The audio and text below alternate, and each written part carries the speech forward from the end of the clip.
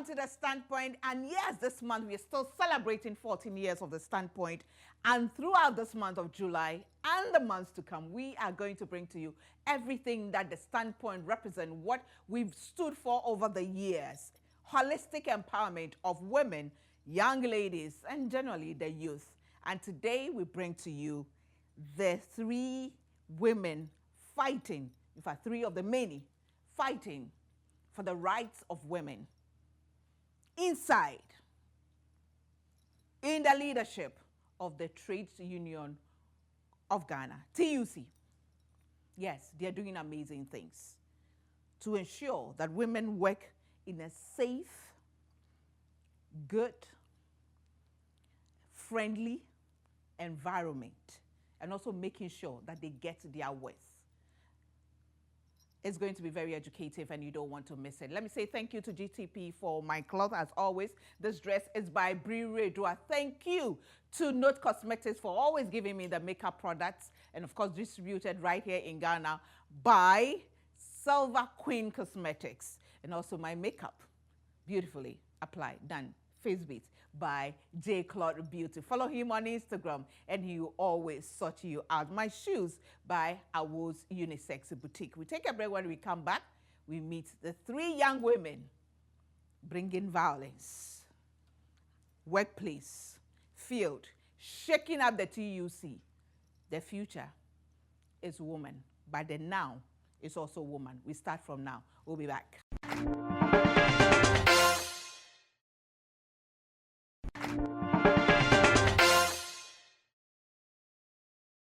Welcome back to The Standpoint. Let me say thank you to Puma Drinks and Awake Purified Mineral Water by Casapreco Company Limited.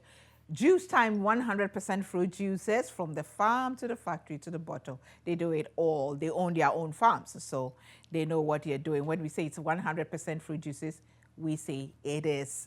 So thank you to Penta Foods for giving us Go-Got Yogurt. House of Food, Antiviral, we are grateful. Yep Cleaning Services always takes care of our environment. Cleaning before, during, and after any program that you have, your office, your home, wherever it is, they will come and take care of it. Standing Floral and Decor for giving us these plants, natural and artificial. They can come and do your home garden, office, whatever it is, call them, and they'll come and take care of your plants and give you the right plant for the right environment as well. Mrs. Oforipoko and the family, we are always grateful. And to all those who have come on and off The Standpoint, hey, we are here 14 years. Please come back and support us. We have a long way to go because we still have a lot to do.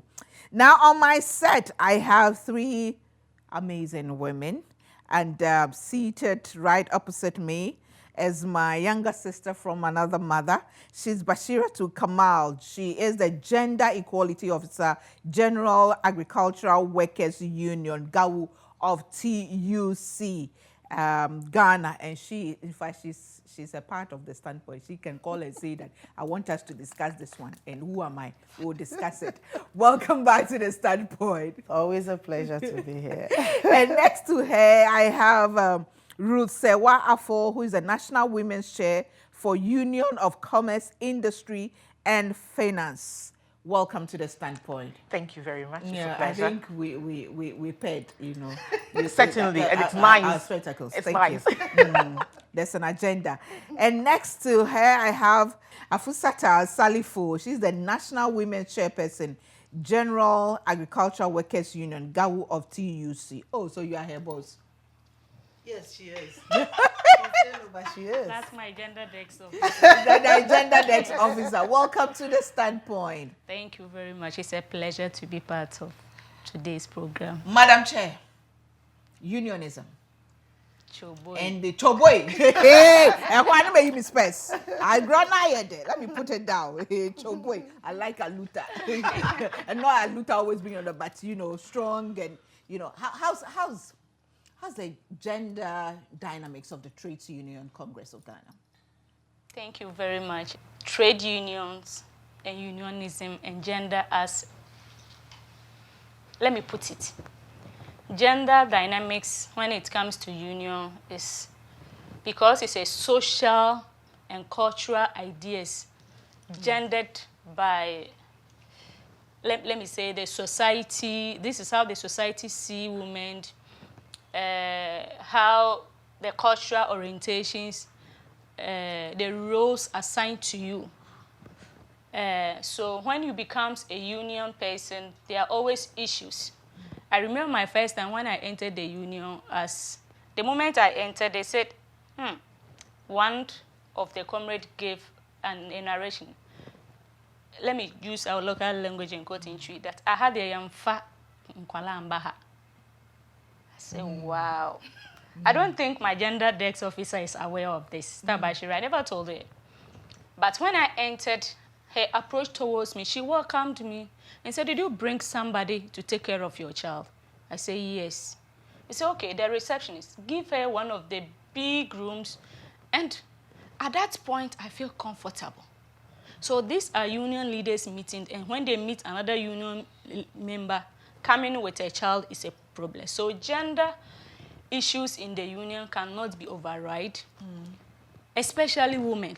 We have a lot of things going on that it has to change.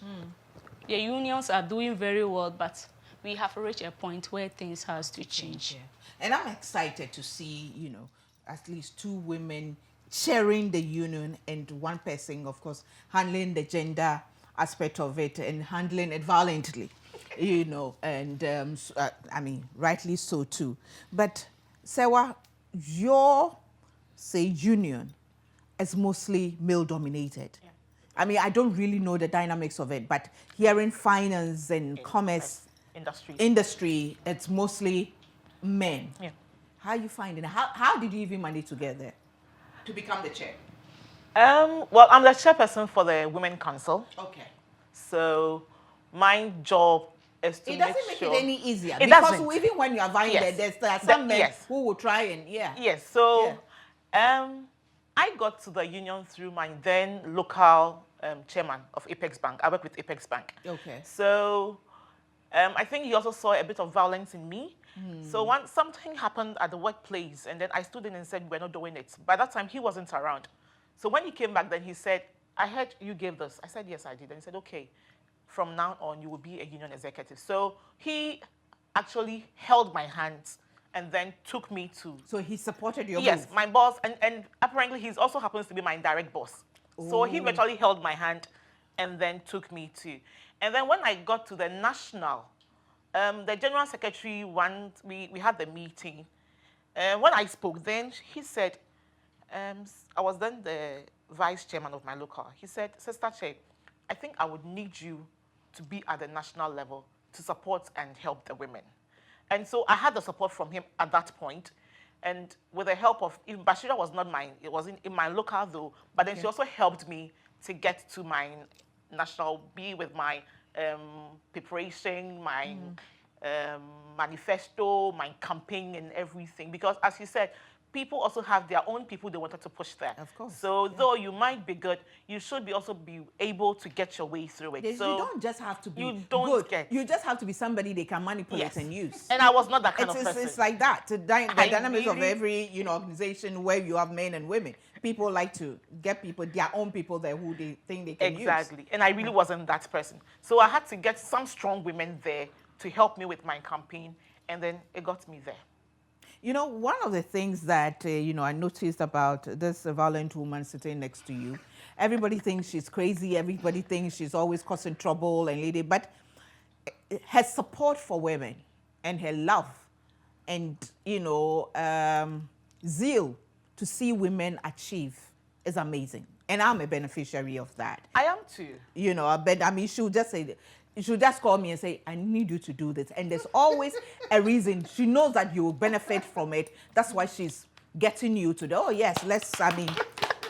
celebrate her. She's always fighting, but I'm trying to get a one-on-one on her. She's dodging. She doesn't want people to know her good side. She only wants them to see the violent. But Bash, thank you on behalf of the many, women, young and old, who stand you hold and always there willing to help and push. We are grateful. We are grateful. Don't say anything. But I see you as gender, your friend said, desk, whatever it is of the. You want to say something? Gender expert. Something about Star, but she's, as you earlier on said, she's very passionate. When she realizes that you have the ability to do something and you resist, she herself will come and catch you from wherever you are and put you there. And said, you can. That is the do spirit. She will tell you, my dear, you can do it. And with that, it's motivating a lot of youth. Our women's committee has changed. Those days when we used to have half-day women's committee, it's now a full-day section, training sections. Okay, these are some of the activities we want women to champion. And she happens to be someone championing it. And we always say we are grateful as a union. And even the union itself knows that Bashira is now a big woman that we cannot even afford to lose. Yeah, she's not going. She's coming. No, very soon to use it, boss. I always call her Madam President. She's in there. You know, I'm always causing trouble for her, but that's fine. I see you going on the field. You going to, every time poor children of yours, you'll be gone for days. The most remotest part of the country, you are there. Good. What exactly do you go to do on the field? So a lot of people don't actually know the work of trade unions. They think the unions only negotiate salaries. So and go on the streets. And then go on the streets. But beyond that, they don't know other things that the unions do. Beyond core trade union work, which is workers promoting and protecting workers' rights, and ensuring that workers have safe work environment and all that. But the other social issues are issues that unions themselves are also interested in. So back then, unions didn't have gender. It was just a normal work. Unions didn't have women in leadership. But now things have changed. Things have changed because the membership of trade unions is not limited to one sex. It's men and women. Now more of young people as well, and young women too. Yeah, that's another dynamic. That's dynamism of the whole thing, because it used to be. I remember my days as a reporter at GBC. The old people. Yes. But now things have actually changed more. Also, because now as we speak, almost all the TUC has 21 national unions. And almost all the 21 national unions, they have someone in charge of gender work. And we have women's structures that have been established. And this didn't just happen. No, it didn't. There has to be. There had to be something to trigger. A story is told of how union leaders went to visit late former President Rawlings, and how he blasted them because there was no woman amongst the team that went to him, and how he blasted them and sent them back. And that was the time the unions created the affirmative action position, which is vice chairperson. So we have two vices.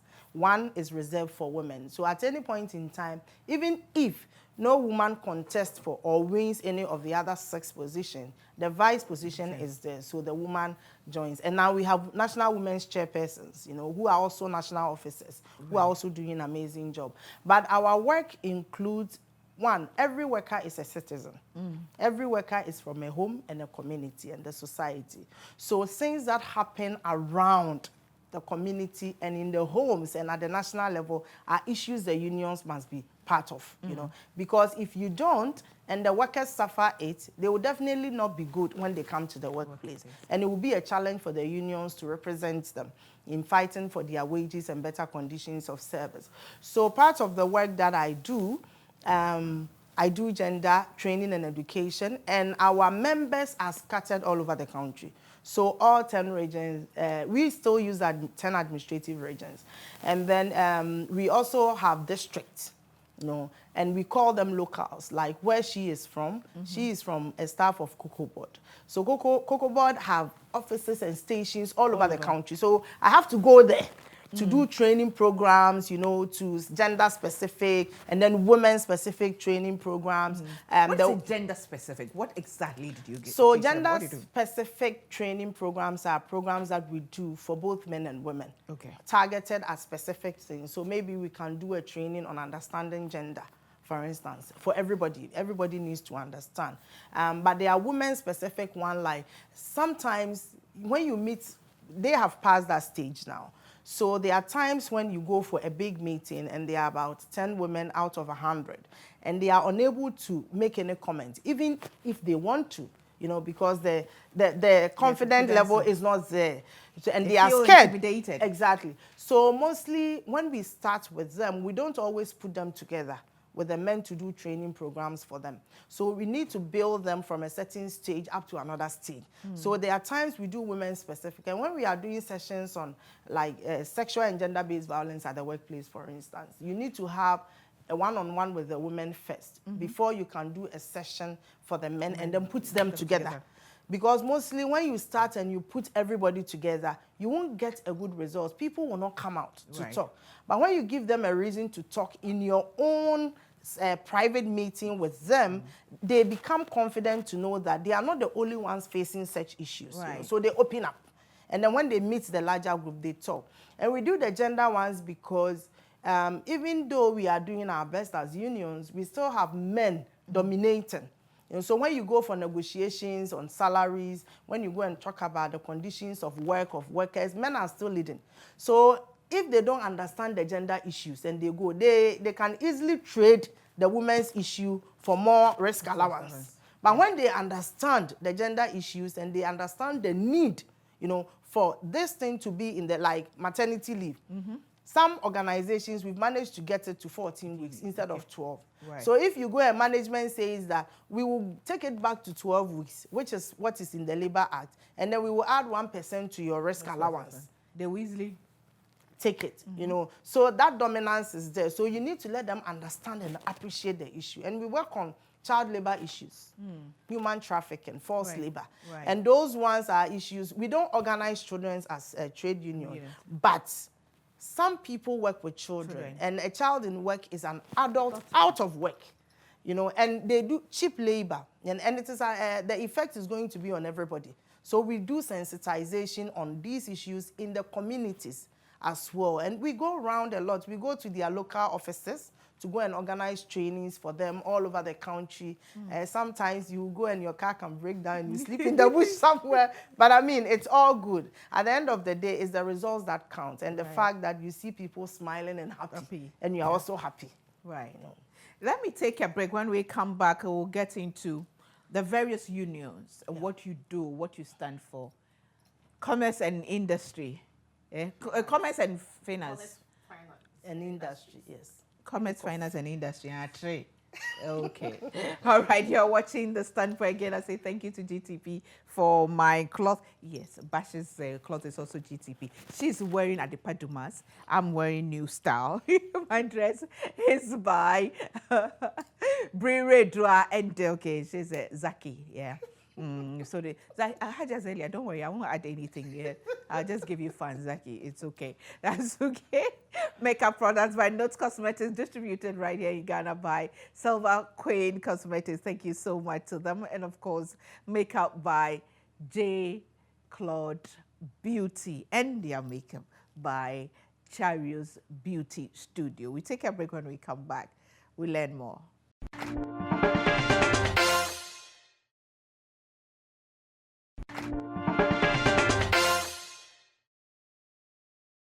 Welcome back to The Standpoint. We are discussing and getting educated on the gender dynamics of unionism. And here we are talking about the Ghana Trade Union Congress. No, Trade Union Congress of Ghana. And I Ghana, okay. Congress of Ghana, okay. And I have Ruth Sewa Afo, who is the National Women's Chair for Union of Commerce, Industry and Finance, UNICOF. And then Bashira Tukamal, Gender Equality Officer, General Agricultural Workers Union, GAWU of TUC Ghana. And of course, Afusata Salifu, National Women's Chairperson, National, you know me, I like post. National Chairperson, General Agricultural Workers Union, GAWU of TUC.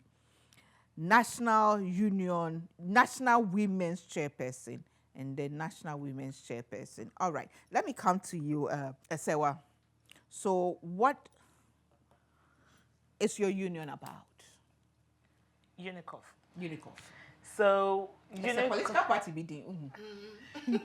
is made up of all industries, and then we have some commercial companies that are into commercial activities, and then finance. So it's a 3-sector based of people who have come together to form that union. So that's us.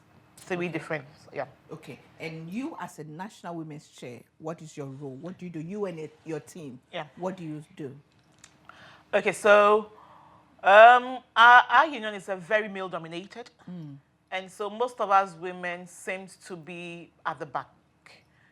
Even for meetings, you would hardly see members, women, coming up for meetings.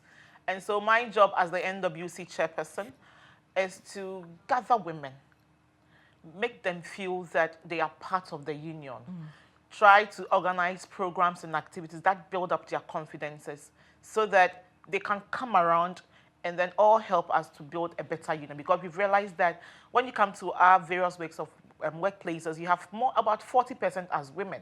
So if there are a set of executives that really do not have women, then it means that we are so much sidelined. So my job, 40%. Yeah. So my job is to make sure that I am able to bring out women who are capable, who are very capable to stand for the rights for other women and speak on behalf of them. And speak on behalf of them in terms of building their confidence, fighting for their rights. Everything. I see. Yes. And how long have you been the chair? I've been the chairperson for 2 years. This is my 2nd year. Okay. Yeah. And you serve a term of how many years? 4. 4 years. 4 years for a term and then 2 terms. 2 terms. If you are given the note. If you are given the note. Yes. Okay.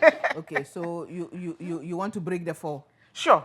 Okay, so, some are breaking. Some want to break 8. I want to break the 4. Yes. Awesome.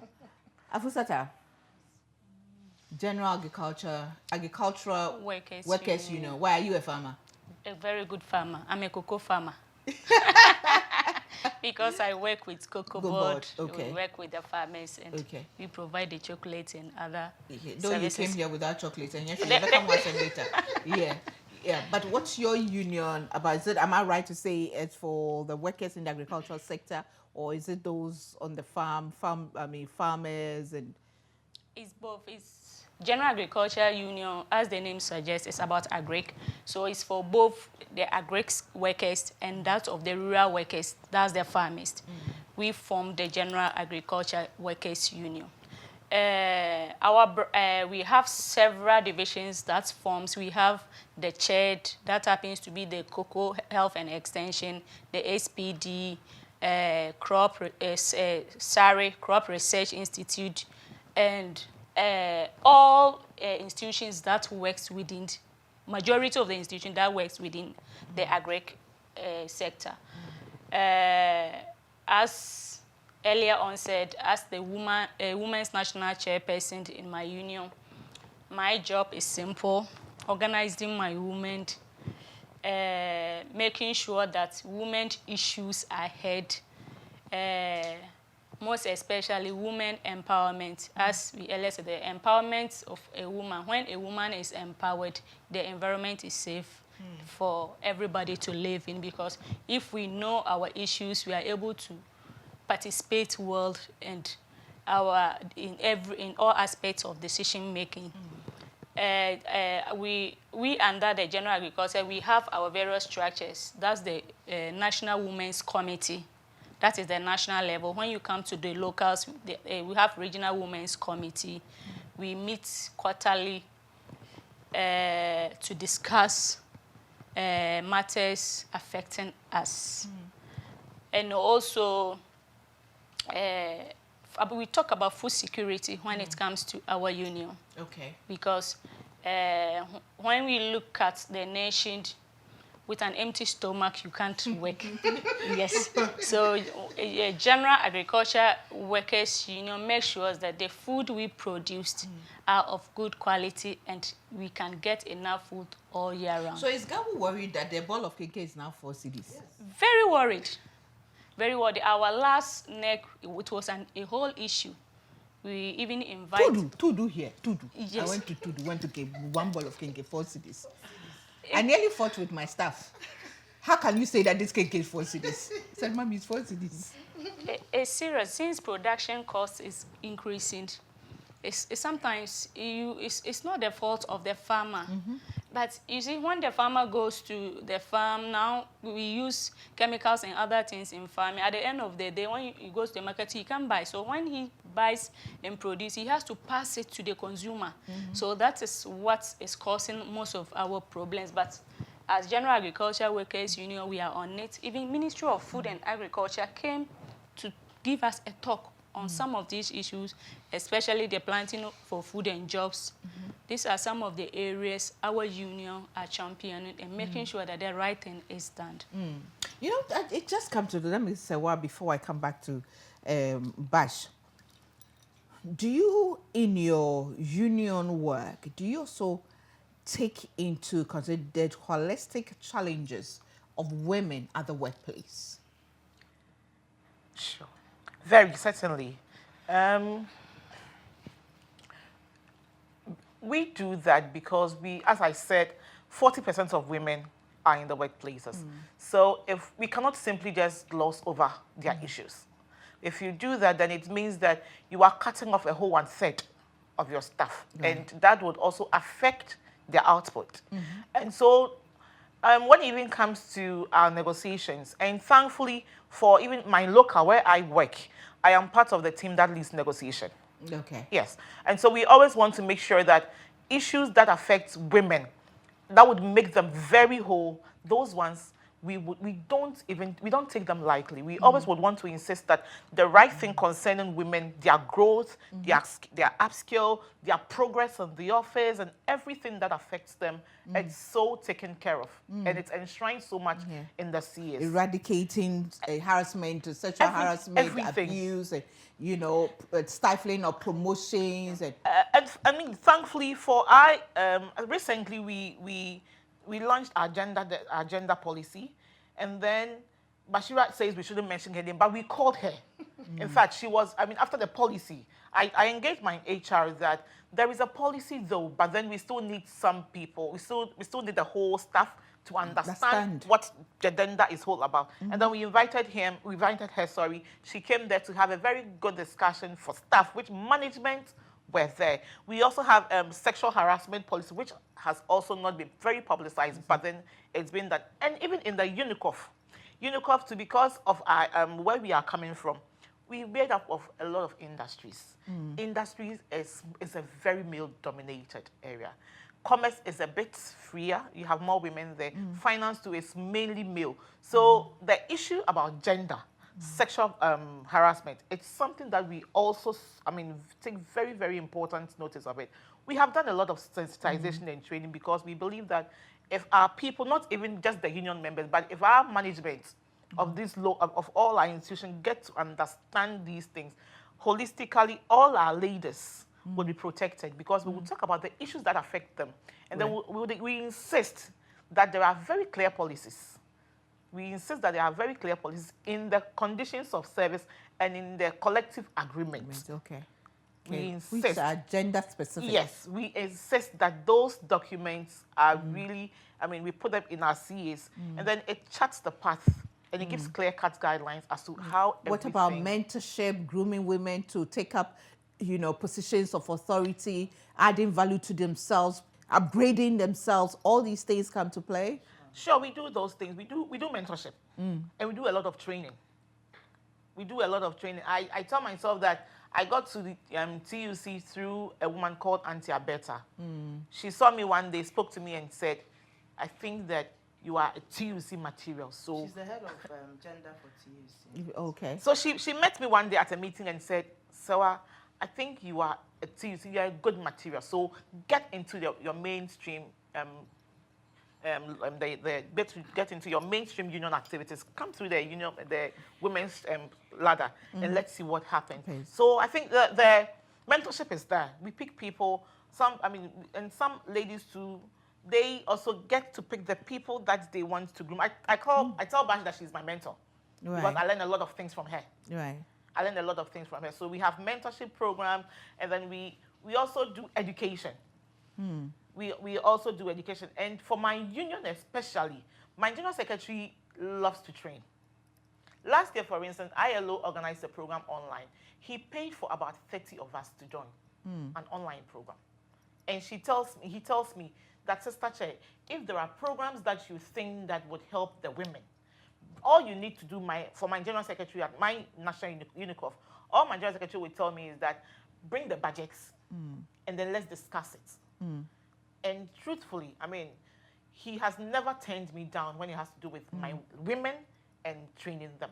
Let me take a break. When we come back, Bash, I want us to look at the politics, the gender politics in unionism in Ghana. And sometimes not even just the trade union itself, but then the general workplace as well. You're watching The Standpoint. Let me say thank you once again to Puma Drinks and Awake Purified Mineral Water by Casapreco Company Limited, House of Food, Antiviral. Thank you, Mrs. Oforipoku and the family. Thank you. Thank you, Standing Floral and Decor for the plants, both natural and artificial.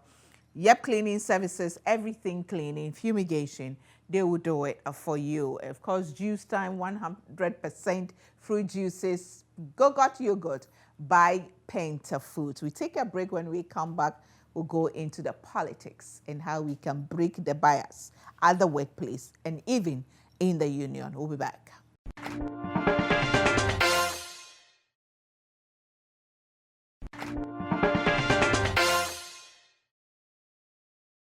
Welcome back, and yes, we're still talking about the gender dynamics of unionism in Ghana. And I have Bashira too, I have Sarah Rusewa, and I have Afusata. Bosses making inroads, shaking the system. I love it. Bash, the politics, gender politics at the workplace. And then, because TUC is part of everything. Those from the workplace, they have moved to TUC. Yeah. The gender politics is a big issue. And let me also say that trade unions are self-funded. So trade unions get their monies from the workers. From the workers. So workers pay dues at the end of every month. Okay. So we use the check-off system. Except if it's informal, then there are other means that we use to collect it. But mostly we use the check-off system to take the money. And the money doesn't come straight to the union at the national level. It's distributed according to percentages. And TUC itself has this percentage because the unions affiliate to TUC. So TUC is like a center where all the national unions are members of the TUC. So TUC doesn't have direct membership at the workplace. It is the national unions like GAU, like UNICOF, Construction Union, like TEU, GPRTU, who have members on the ground. And the members pay dues and they distribute the monies to them. Okay. But when it comes to the gender policy, I think it's a big thing. I mean, I've been doing this for 11 years. Oh, wow. Yes, I've been working with the unions for 11 years, 12 years now. And it's a big issue. And I think they have enumerated on most of them. But the key thing is that if you find yourself in a union where the leadership, especially the general secretary, because the general secretaries are like the chief executive, and they are full-time workers. The other 5 leaders, so the general secretary and the deputies are full-time workers of the union, but the other 5 are part-timers. So they work full-time in their offices, like she works in Cocoa Board. She works with Apex Bank, you know, and then they have oversight responsibility on some of the activities of the unions that we do. If your general secretary is not gender sensitive or refuses, because, I mean, we have gotten to a time where they can't say that they don't understand. It is a deliberate attempt. And if they refuse to appreciate the importance of doing this gender work, you will just be there. Because we have seen unions progress. Yeah. And some unions, I mean, keeps going down on the gender issues as well. So now we still have a lot of the unions that don't even have women's structures. They never have women's meetings. Yes, they don't have gender officers. Some have gender officers who are not even allowed to work. You know, there is a certain force that holds you back. So you need to have a certain personality to be able to work, like my crazy self. You know, when I joined the union, in fact, did I even join? I was, let me say, I was poached. Okay. You know, by the then General Secretary of GAU, Kingsley Ofenkansa, who came to facilitate a training I was a part of. And at the time, I was the Women's Commissioner of Nooks. Nooks, okay. And then after that, started chasing me to come and work there. You know, and I went there. When I started working, GAWU had something like a women's structure in the Constitution. I like that, something like yes, yes, a women's structure in the Constitution. But after several discussions, he agreed. So he agreeing is key because he's the one who is taking the documents and everything to the other officers when they meet. And then they will take a final decision and they will go and push it at the level of National Executive Council, which is the second highest decision-making body of the union. And National Executive Council meets every year, every other year. Okay. And the quadrennial, which is the highest, meets every 4 years. Wow. So in the absence of the quadrennial, that is where they are elected. Okay. In the absence of the quadrennial, the powers rest with the NEC.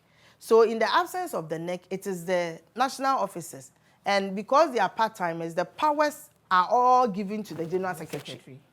So if the General Secretary... The General Secretary position is really powerful. No, they are very powerful. So the General Secretary is what is turned around to be the Secretary General of TUC itself. Ooh. So the Secretary General is the, like, Secretary to all the General Secretaries, you know, of the national unions as well. Okay. So it becomes difficult and you need to fight, you know. It will interest you to know that TUC just had, after about 75 years, TUC just had its, I think the Congress we went to is third. Yeah. The third National Women's Congress.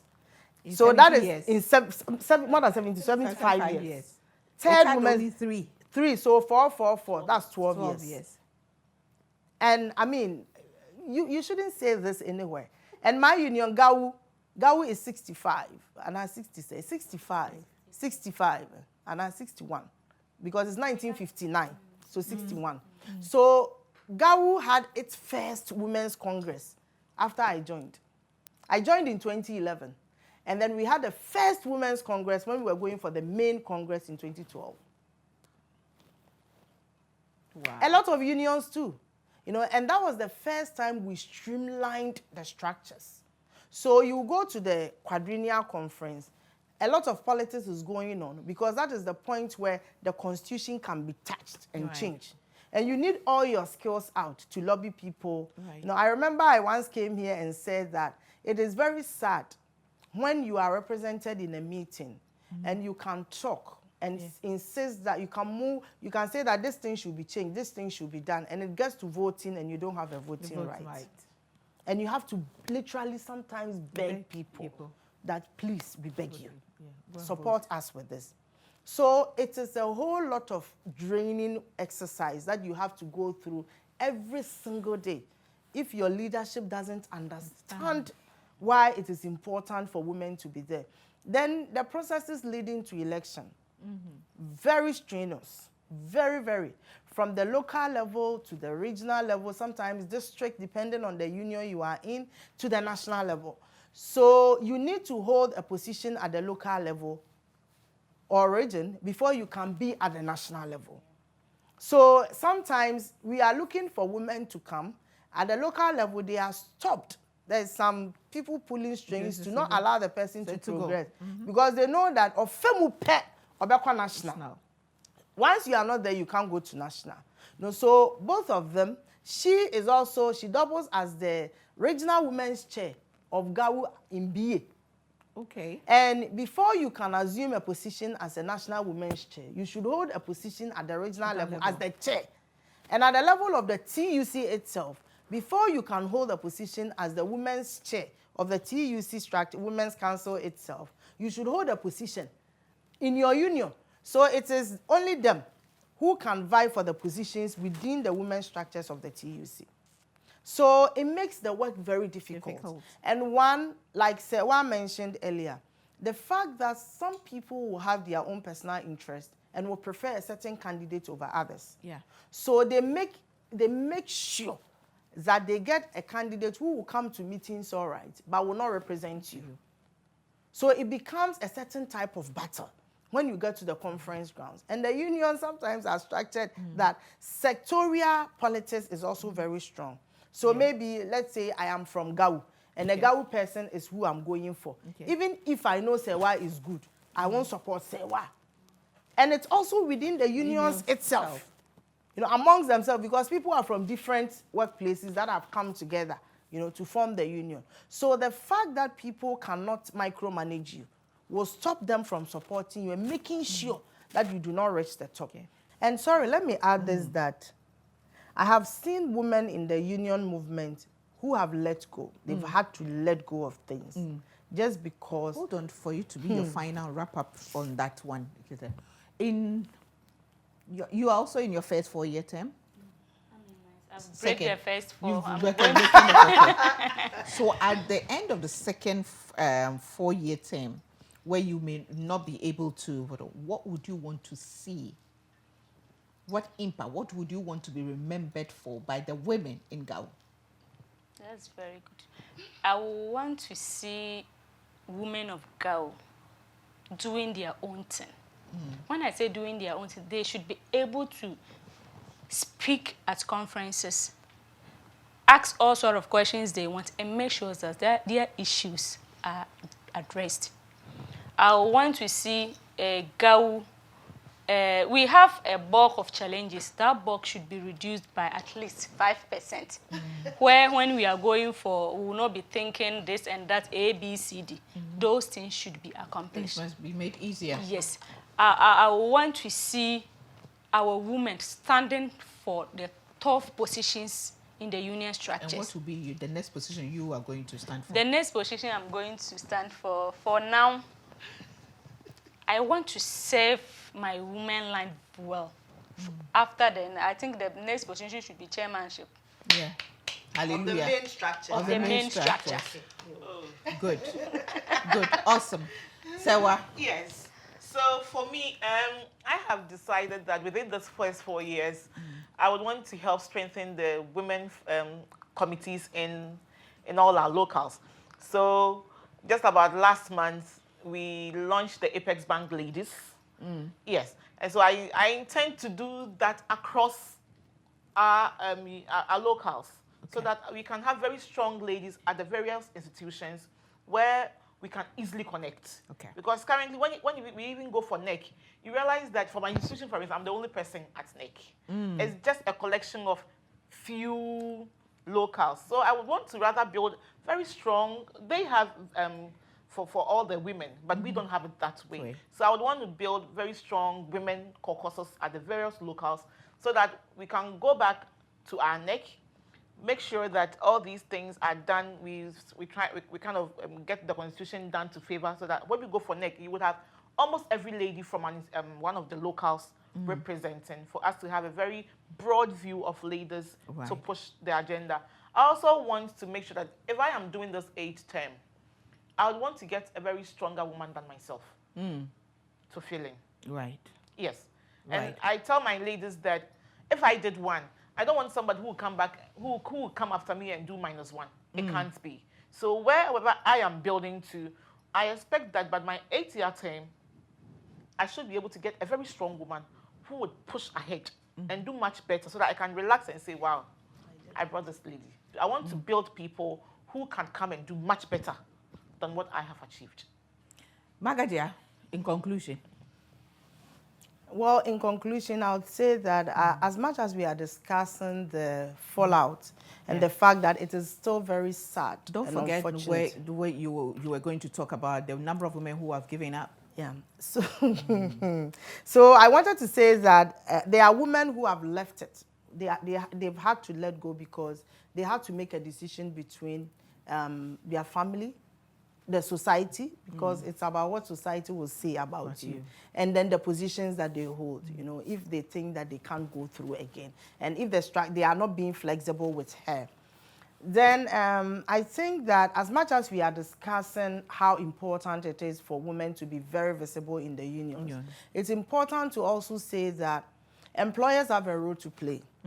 Unions do not manufacture members. We only come to your place, and then the members, the staff that you have employed, we organize them into the union. So if we come and we notice that it's all men, we will organize only men. So when we do elections, it will be men. We won't have anyone. And you know, the Labour Act itself gives a certain categorization about some people who cannot be members of the union. Okay. So employers need to also be very gender sensitive in employing more women. So that we can get more women, you know, into the union fold itself. Right. And it is also important to say this, that trade unions have passed the stage where people thought that there are no intellectuals and professionals. Right. Now, trade unions have professionals and they have intellectuals. So, like, people sometimes get surprised when I tell them that I work with the union. What are you doing there? Yeah. You know, but that is not what it used to be. But now it has changed. How many master's degrees do you have? On that note, you know, so it's have important. You started a PhD? Why are you like this? Have you started a PhD? It's in the pipeline. We have to flush that pipe. I'm telling you. So, you know, it is important for the trade unions themselves to recognize that you cannot continue to talk about national issues and become rigid when these national issues concern men and women and young people and children. You know, you need women to be part of the decision that is leading to your comment on national issues, so that those comments that you make, your engagement with government and the tripartite, will reflect the needs of everybody. We don't go to the ground to go and take dues from men. We take dues from workers. And workers include women. So we need to be sensitive and commit to the constitutional structures that we ourselves have created and give more money to the women to do more work. Right. Yes. Yeah. Thank you very much, ladies. I have been enlightened, and I'm sure that you are getting some young ladies watching and saying that, I want to get in there. You know, unionism can be very exciting, and I can make great impact from there. So I wish you well. I pray, I love to see that moment when we'll have one woman being the Secretary General, after another Secretary General, another Secretary General, and then Chairman, and then we keep going. It keep going. We keep going, and somebody's clapping, and she knows she's a target. You know. You know, most of the let me say this, that most of the unions have never had general secretaries. Just health service that have first female general secretary, deputy general secretary after about 70 or 60 years. All the other, my union, never. Other unions too, never. And that's our target. We are heading there. Congratulations for work well done. Thank you. You know, proud of you, and you're definitely doing well. But there's a lot more to be done. So we'll keep supporting. And as for her, you know, this is home. Anytime we have to give, you know, national exposure to the issues, we are here for you. Thank you. Thank you. I'll be back with a bit of me.